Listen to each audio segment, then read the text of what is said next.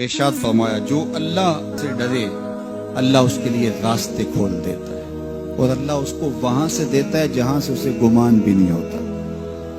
وَمَن يَتَوَكَّلْ عَلَى اللَّهِ فَهُوَ حَسْبُهُ، اور جو اللہ پر بھروسہ کرے اللہ اس کے لیے کافی ہو جاتا ہے، اس کی ضروریات کا وہ خود کفیل ہوتا ہے اور اس کے کام اس کے ذمہ کرم پہ ہوتے ہیں، وہ ہو کے دیکھے اس کا۔ تو جو اللہ سے ڈرے اللہ اس کے لیے راستے بناتا ہے۔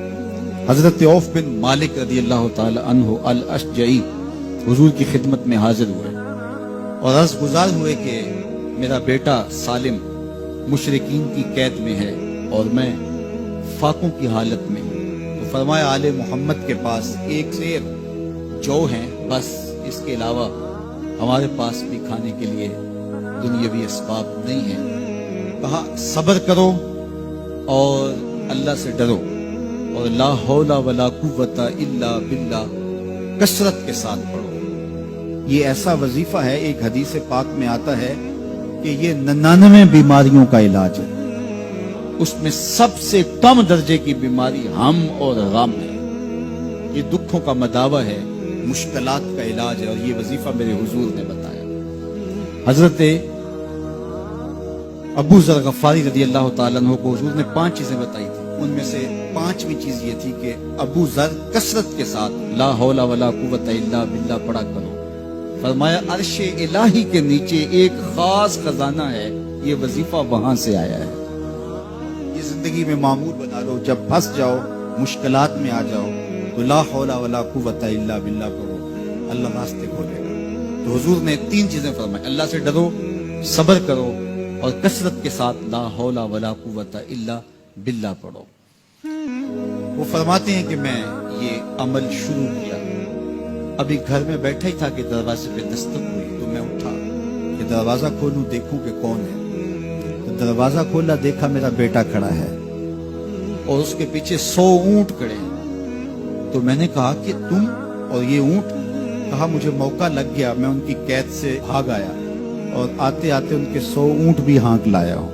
وَيَرْزُقْهُ مِنْ حَيْثُ لَا يَحْتَسِبُ، وہ تمہیں وہاں سے رزق دے گا جہاں سے تمہیں گمان بھی نہیں۔ اس کے ہو کے تو دیکھو، اللہ اکبر، اللہ کے ہو جاؤ تو پھر وہ تمہاری ضرورتوں کا کفیل ہو جائے۔ فرمایا حضرت عبداللہ ابن مسعود رضی اللہ تعالیٰ عنہ نے کہ کسی شخص کو فقر و فاقہ آ جائے تو وہ لوگوں کو بتائے کہ میں آج کل بڑے مشکل حالات میں ہوں، ہر وقت لوگوں کو بتاتا رہے تو اس کی مشکل بڑھے گی، اس کی مشکلیں آسان نہیں ہوں گی اس طرح۔ اور اگر وہ اپنی اس مشکل کو کسی سے شیئر نہ کرے بلکہ مصلی بچھا کے اپنے رب سے کہے کہ مالک فقر و فاقہ آ گیا ہے اور اس کا علاج تیرے پاس ہے، اس مرض کا مداوع تیرے پاس ہے۔ حضرت عبداللہ ابن مسعود فرماتے ہیں کہ رسول کریم نے فرمایا جلد یا بدیر اللہ اس کو مالا مال فرما دے۔ یہ بھی کبھی کر کے دیکھو، مشکل آ جائے، فاقہ آ جائے، مصیبت آ جائے، کسی سے نہ کہو، صرف اپنے رب سے کہو، پھر دیکھنا اس کی کرم نوازیوں کا می کیسے برستا ہے۔ فرمایا اللہ پر بھروسہ کرنے کا جو حق ہے اگر وہ تم ادا کر دو، وہ تمہیں ایسے رزق عطا کرے جیسے پرندوں کو عطا کرتے۔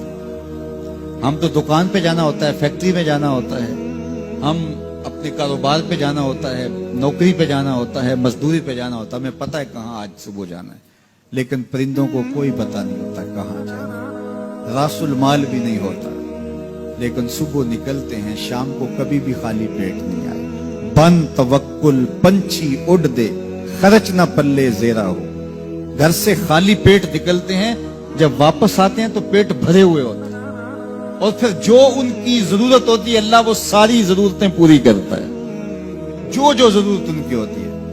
یہ شیر کتنا گوشت کھاتا ہے اللہ روز اسے دیتا ہے۔ یہ ہنس روزانہ سچے موتی کھاتے ہیں، اور آپ مارکیٹ میں لینے جائیں لاکھوں روپے لگا کے تولے ماشے کے حساب سے آپ خریدتے ہیں، پھر بھی آپ کو یقین نہیں ہوتا کہ یہ سچے ہیں یا 2 نمبر ہے۔